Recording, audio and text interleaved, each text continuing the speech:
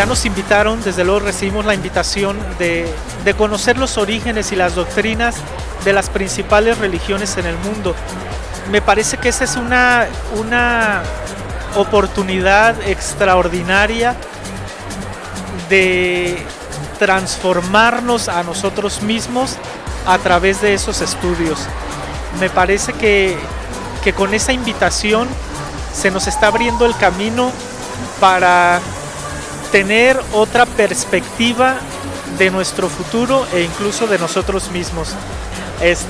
Un libro que a mí me parece sencillísimo de leer es el de Una breve historia de la Iglesia Católica, de Derek Holmes y Bernard Vickers.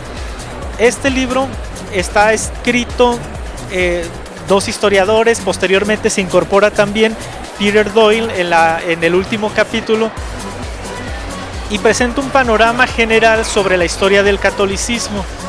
Si bien uno de estos dos historiadores es sacerdote, tiene entonces también la escritura ese punto de vista clerical, pero aún así creo que me parece un panorama muy general para poderse adentrar en temas de la historia del catolicismo.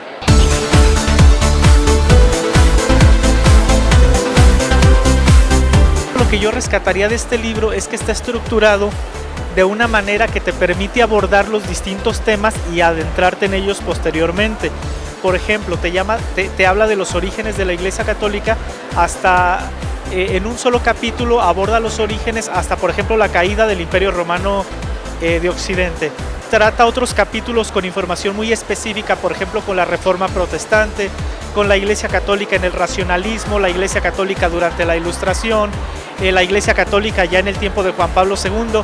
Entonces está estructurado de tal manera que te permite tener una óptica, pero por episodios de la Iglesia. Entonces eso creo yo que facilita el estudio de la historia.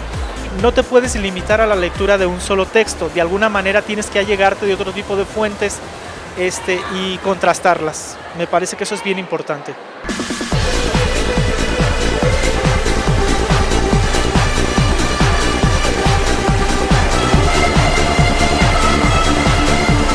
Un libro que a mí me gustó muchísimo fue Cisma, de Jesús Bastante Liébana.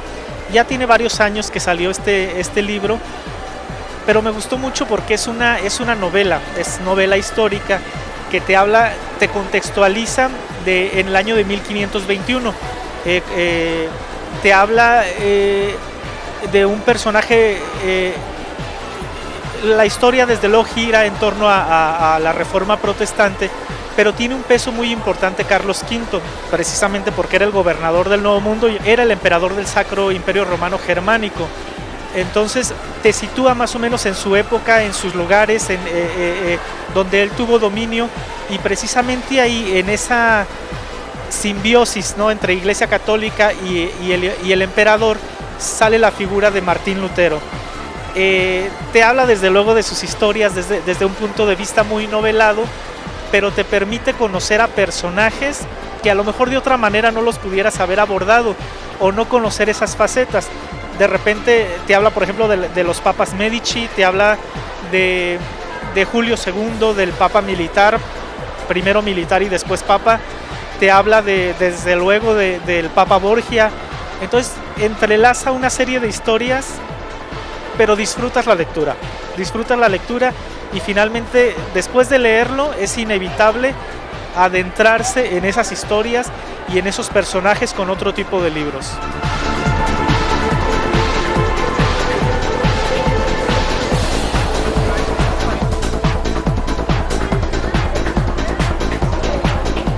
Este libro se llama El Adventismo del Séptimo Día, Historias y Doctrinas. Es un libro pequeño, pero está escrito, a mí me parece, de una manera muy pulcra y muy sencilla, y te permite adentrarte también. Es una excelente introducción hacia temas sobre el adventismo. Es cierto, el adventismo no figura entre las grandes religiones a nivel mundial, pero en el caso de México es otra cosa. Entonces el adventismo tiene un número muy importante de de seguidores en México, y este libro pues te permite conocer básicamente cuáles son sus fundamentos, quiénes son los personajes más importantes o más influyentes en su historia y en qué creen. Además tiene una perspectiva doctrinal que te permite también refutar esos argumentos del adventismo, sus principales argumentos. Entonces también es una manera sencillísima de adentrarse en el tema del adventismo. El autor, bueno, ya tiene otros libros escritos principalmente sobre derecho. Me parece que es una persona que se ha adentrado mucho en los temas de las ciencias sociales, de derechos humanos, pero también en temas de religión. Este libro, lo advierte, es el primero de una serie que se va a llamar Movimientos Religiosos. Entonces, me parece que lo puedo recomendar ampliamente. Yo creo que quien lo lea se va a dar cuenta de la calidad con la que está escrita. Los gnósticos. Este es un libro, Sean Martin es el autor de Los gnósticos, los primeros herejes cristianos. Te lo muestro. ¿Se alcanza a ver? Ahí está. Ok. Este libro habla del origen del cristianismo, pero también de todos aquellos que, aunque conocieron el cristianismo, no se identificaron precisamente con el sistema de creencias del cristianismo y empiezan a cuestionar. Entonces ellos hacen otros grupos, derivan en otras creencias. Una de ellas, una de las más importantes, pues fueron los gnósticos. Me parece que el valor de temas de esta naturaleza es por conocer cuáles fueron las principales creencias o cuáles fueron las creencias que se desarrollaron a la par del cristianismo en los primeros siglos de esta era. Es el que cuestiona, es decir, es cierto, cree, tiene fe, pero cuestiona esas creencias. Entonces empieza él a usar no únicamente la fe para asentar su sistema de creencias, sino también su propio conocimiento o el conocimiento colectivo. Afortunadamente tenemos como alternativa el acceso a internet. Es cierto, muchos textos para las editoriales dejan de ser rentables y bueno, se entiende, las editoriales viven de vender libros. Entonces un libro que no se vende no lo tienen por qué tener en catálogo, aunque hay libros que desde luego hacen una aportación cultural, desde luego una aportación literaria sumamente importante, pero como no aportan demasiados ingresos a la editorial, pues quedan fuera de catálogo. Yo lo que recomiendo, lo que yo he podido hacer en algunos casos, es buscarlos a través de internet. Hay librerías en internet que pueden tener libros usados y ahí sí adquieren.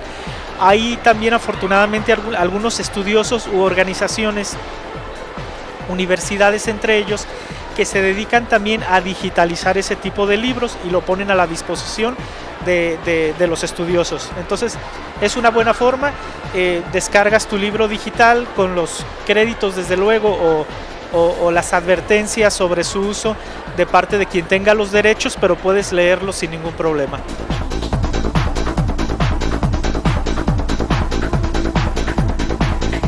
Lo que pasa es que también cuando tú empiezas a leer, tienes la fortuna y encuentras un buen libro y lo empiezas a leer, generalmente los libros te llevan a otros libros. Ese libro tiene referencia a otros libros, a otros títulos y a otros autores, y ese es como empiezas como a tejer pues esa red entre autores, entre buenos autores y buenos libros. Escribir definitivamente. Lo primero, como tú dices, formar su biblioteca personal, eso es bien importante. Tú cuando empiezas a adquirir los libros te los apropias, son tuyos y los rayas y empiezas a sacar tus resúmenes, tus referencias, pero es bien importante escribir y compartir.